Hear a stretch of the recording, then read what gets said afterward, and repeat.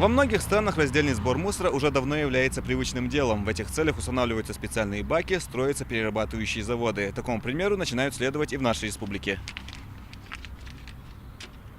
В рамках Года экологии мэрия Магаса стремится качественно повысить уровень соблюдения чистоты на подведомственной территории. Заметным шагом стали появившиеся урны, которые одновременно можно назвать дополнительным украшением столицы. Во-первых, это они красивые, они удобные.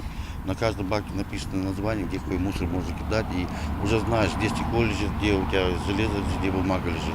Они красивые, удобные, по европейским стандартам сделаны. Вы сами видите, как это все красиво выглядит и удобно. Авторами проекта учтено и растущее количество гостей из-за рубежа. Предназначение баков разъясняются не только на русском и ингушском языках, но и на английском.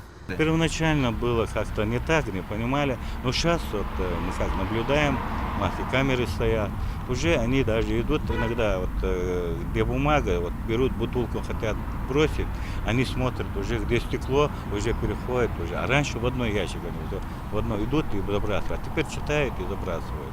Такое новшество, вне всякого сомнения, должно дать свои плоды, но без надлежащего отношения их польза сводится к минимуму. Хотя обращают внимание в мэрии к необходимости сортировать мусор, люди начинают постепенно привыкать. К нам очень много приезжает иностранцев, сейчас из Китая бывает, с Англии, Бельгии, так, чтобы они, выходя в город, могли видеть, читать, поэтому взяли на разных языках, мы написали.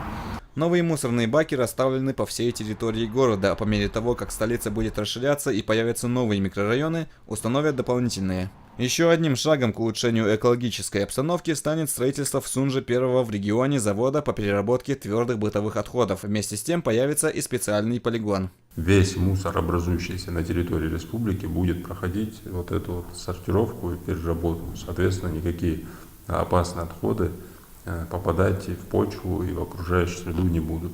Сортировывается вторичное сырье, это и пластик, и металлы, и картон, и на все эти виды вторсырья, соответственно, с развитием этого проекта будет организована переработка этого вторсырья уже в какую-то продукцию, ту или иную. Полностью новый комплекс планируется ввести в эксплуатацию до конца этого года. Хамзат Костоев, Ислам Хамхоев, Наиб Цичаев, Вести Ингушетия.